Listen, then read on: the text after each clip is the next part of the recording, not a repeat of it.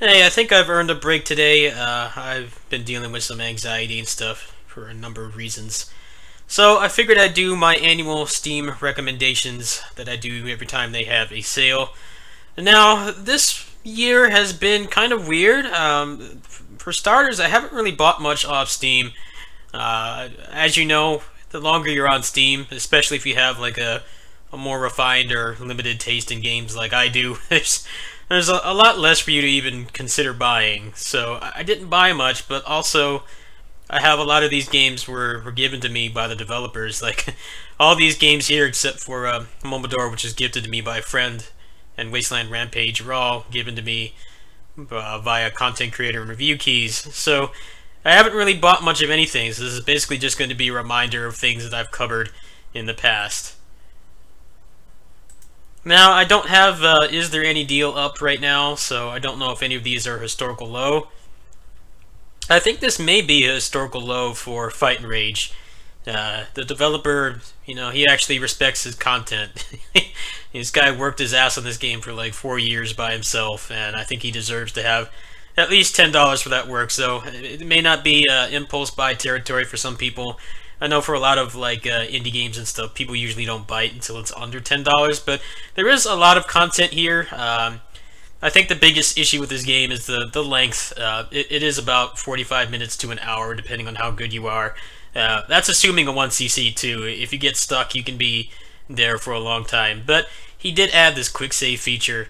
There's also numerous other ways to play the game that don't involve going through the campaign. There's time attack and survival mode now, and score attack. So you have a lot of nice ways to play it in a more, bite-sized, kind of portable-friendly scenario. I haven't checked all of these, so the prices are going to be news to me.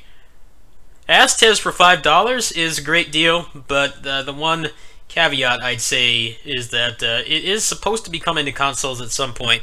I have not talked to the developers for like a year. I know that the game bombed and they had to go back to contractor work on other projects and stuff to kind of break even, which is sad. I think this is definitely one of my favorite games from last year. I think this and Fight and Rage probably the real standout like hardcore action games last year.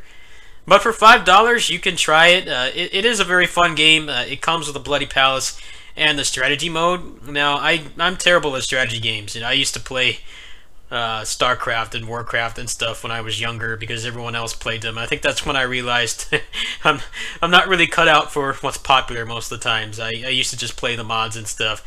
The strategy here, you can pretty much just skip through it. If you do make some good decisions, it can make things easier, and some of the unlockables are actually tied towards making said decisions and making certain conditions in the playthrough and stuff. You can actually find information on that in the guides if you so desire. For $5, I think it's a steal.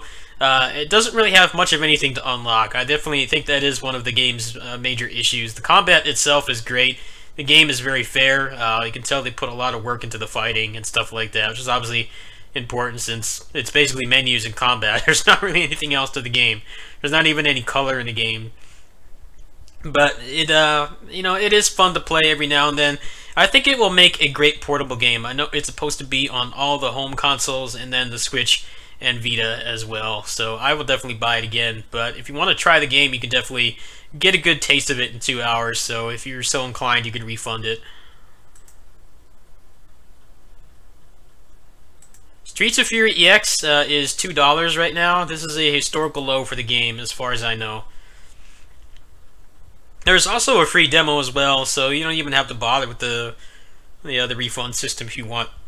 I don't really have a whole lot else to say about this game that I haven't said in the numerous other videos I've done every year during the Steam sale.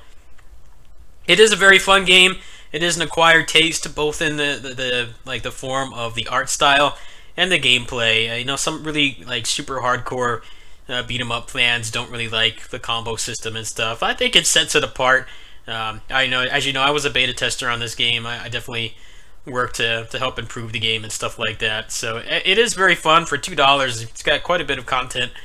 Definitely a lot of unlockables. I'd say for all the like original beat 'em ups on Steam that are not just ports, even though technically this is like a remastered port, it has the most unlockables next to Fight and Rage. So there's lots of gameplay and replay value there, especially for $2.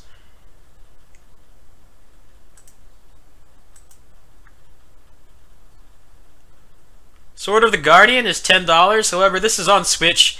The main thing with this game is it's mostly just the graphics and the length of it. It does kind of drag on a bit, like most modern beat 'em ups do. So you may want to get it on the Switch. The Switch is perfect port now. I remember talking to him a couple months ago, and he fixed the problem of not being able to play it with the D-pad. So if you have the D-pad controller for the Switch, which I definitely recommend if you play anything resembling an arcade game or a platformer, it actually controls quite well. So it's your call if you want to buy it on there or on Switch. Assault Spy, I believe, is $22.49. I don't have much to say about this I haven't already covered. I think this is a pretty good price for the game. It was like $20 when it was in early access, and they raised it up to $30 when it left early access. So you're basically paying the early access price and a little bit of tax. It's definitely worth it for that price. They haven't really said anything about a console port. I definitely think console is where this game is going to get more of an actual following, because I think it got buried on Steam. Obviously, there was some drama with NISA when this game came out with Ys 8 and the Gaia 5 PC port getting delayed and stuff like that. So a lot of people didn't give it a chance. If it could get on Switch, I think that would definitely be ideal, but PS4 would definitely be great as well. For this price, you can definitely try it out, and you can refund it if you don't like it. But it is a little bit of a late bloomer. Both characters have massive movesets, which is pretty crazy considering there's no style switching or weapon switching or anything. There's like a move on like every possible combination you can think of. So there's a lot to unlock in terms of the moveset, and then there's some supplemental stuff like Boss Rush and Bloody Palace and the tag mode that you can unlock. This definitely helps to kind of increase the replay value. Bayonetta is probably $6 like always. It's not really a whole lot to say there. DMC 4 SE, same deal. Now the DMC HD Collection, the Serpentine guy actually put out a patch for DDMK, which is the style switcher, and he added multiplayer. There's also some other things as well, so if you have somebody else with a strong computer that can run Parsec, you can actually play multiplayer now, which is pretty awesome. For $20, I didn't really have any problems with this port. There was the issue with the game running too fast if you have an arbitrary frame rate monitor, but that's been fixed now, so not really a whole lot of reason to not buy it, especially with DDMK. He is actually working on DMC4 mods right now, so I assume in the next few months, probably early in the first quarter of next year or something, he will have some of that ready. And that will definitely reduce some of the necessity to run DMC4 SE with a trainer, which is why the community, people that can play Dante and stuff, it's like such a small fraction of the community, even compared to like fighting games and stuff where you have like only a couple people that can really come up with cool tech. It's even less with that game, so I'm definitely excited for that, especially if he gets it out before DMC5. Vampire Smiles, $5. If you want to see this game, I actually uploaded a full ninja mode, which is basically like the very hard mode or something. I don't remember exactly what difficulty it was, but I went through the whole thing, and I put it on here. It was a full run with the dishwasher, so you can go ahead and search for the Dishwasher Vampire Smile on my channel, and you can get a good look at the game, played at a pretty decent level. Obviously, this game didn't really have a large community or anything, so I'm not sure if my gameplay is high level, but I definitely tried to put as much into that run as I can. So for $5, it's definitely a good deal. I don't think there are any sales for closers. I think the last time they did that was Black Friday. Oh, actually, a lot of this stuff is on sale. The Nightmare costume is on sale, but I just gave out 2 of those for my my EME partner stuff. A lot of this stuff has kind of been power creeped out of the game, honestly. It's not really useful.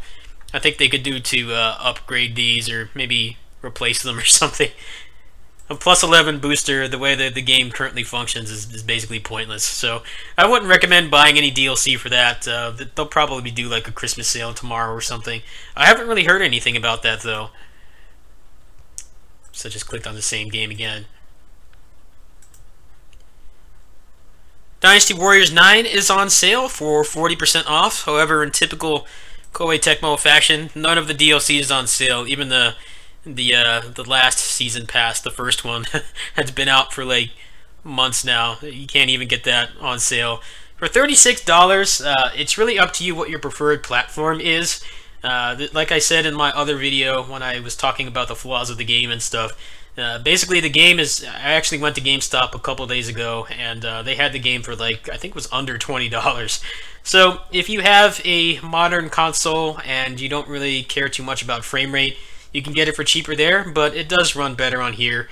We do have access to mods as well, but as a disclaimer, I should mention that a lot of the cheat engine tables and stuff are not working since they just updated the game a few days ago. So if those things bother you, you should probably get it on console. I actually got really bored this morning and I tried the PS4 version with the free trial and stuff, and with the action mode, it definitely doesn't run at a lock 60 FPS. It feels even worse than PC, but my PC is an order of magnitude more powerful than the base PS4, and I still get that happening a lot. It constantly maxes my CPU usage. So the better option may be to, if you want to see if this runs well on your PC, is to buy one of these officer tickets. From what I understand, these basically let you play through the whole game with that respective character. And the prices range depending on how long you can play them. Like you have Zhao Yun here is $4, and it's not because he's the poster boy, it's because you can actually play as him for, I think, like half of the Shu campaign in total. And then you have characters like Dian Wei and Sun Jian and Lu Bu, who you can really only play for a little while. Sun Jian's campaign is like literally 20 minutes, so is Zhu Shu's. So you can try one of those characters and then see if it runs well on your computer, and then you can just go ahead and upgrade to the full version, since that will be exponentially cheaper than buying all the tickets. But I don't know much about the free-to-play version, since obviously I've had the game since before it came out, thanks to my content creator key. But it's probably not going to be this cheap again for a while on PC, so you may want to jump in on it, especially if you're excited for all the changes that they're making.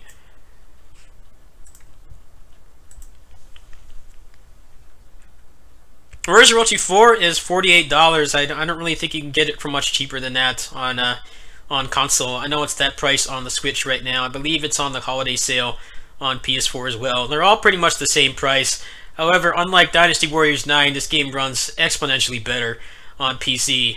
There were some problems with the performance and stuff when the game first came out, but they fixed that within the launch window. I think it only took them like a week or so. So I definitely recommend getting on here if you can. Not really a whole lot else to say there.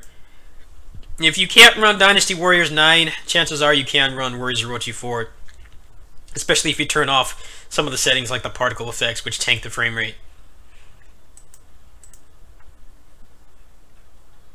Gunvolt is $374. That is actually a historical low. And last year, I think it was like earlier this year, actually, they unlocked the frame rate. They put it to 60 FPS on PC. Before, this was widely inferior to the Switch version because it was still capped at 30 FPS, but they actually updated that recently, so this is definitely a good steal for this price. Also, the soundtrack's pretty good as well, so you can grab that. You can grab the whole thing for about $6.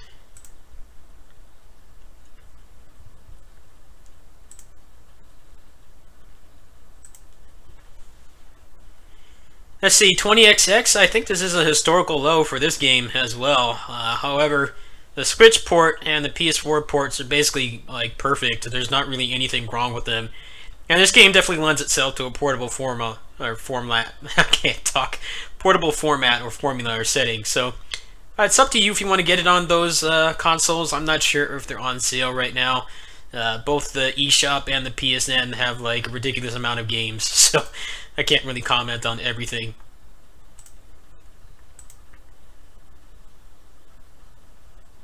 Red Obsidian Remnants, I think it was like an endless mode they added recently. They came back and updated the game after like several months, so that's actually pretty cool. And I think actually it's only 20% off, but the game's got a base price of $9, so it's fun for a while. The reason why I stopped playing this game was the shitty bosses. The last two bosses basically don't stagger to anything. They have a ton of health, it completely just kills the flow of the game, but you can just play on normal mode and you don't have to fight them aside from the dragons, so it's up to you. I have a ton of content on that game if you so desire. Wizard of Legend is $12. You might want to bite on this, be it on here or on console, because they actually are working on the Sky Palace update right now, and that's supposed to be out early next year. That's going to add a bunch of new moves and enemies and stuff, so stay tuned for that.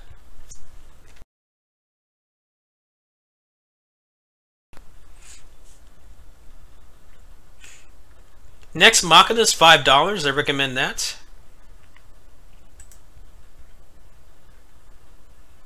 Mushi's $8. I think Berseria is like $12, but this game's on sale very often, so I wouldn't really put this as high priority. But the DLC is also on sale as well. I don't think that gets discounted as often, as far as I know. But I also heard that Cheat Engine is not working with the game. Maybe they did like some kind of update for it or something. So that definitely enhanced that game for me, so it's up to you.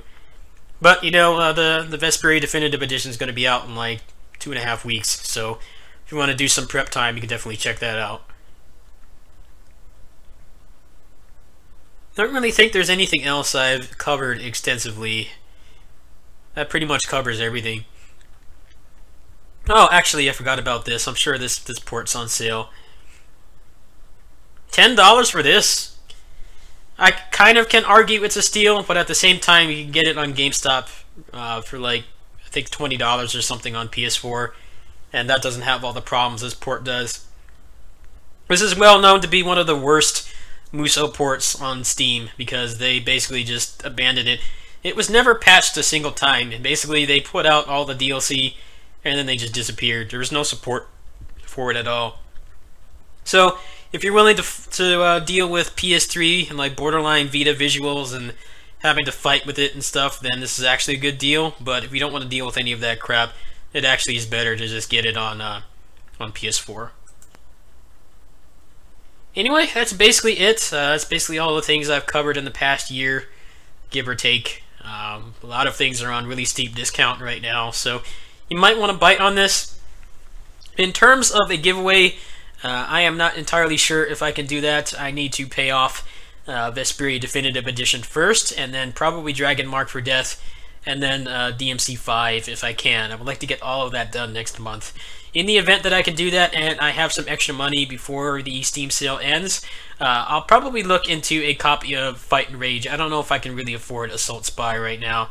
I am sorry for that. You guys have definitely given back to me a lot this year, especially with the Switch fundraiser and everything, but I'm not really in the financial position to do a lot of giveaways right now. However, Aztez, Streets of Fury EX, and Fight and Rage are really cheap, so I might be able to do like a combo giveaway. I can probably do like a copy of all three of those games, and I think that would be enough for most people. So if you guys are interested in those 3 games, let me know. Buying all of these together would still be like $7 cheaper than Assault Spy, and that's not getting on our console port anytime soon. So you might want to go ahead and let me know, give me some feedback here, and I'll catch you guys tomorrow. Hope this helps you guys make some good purchasing decisions this sale. Peace.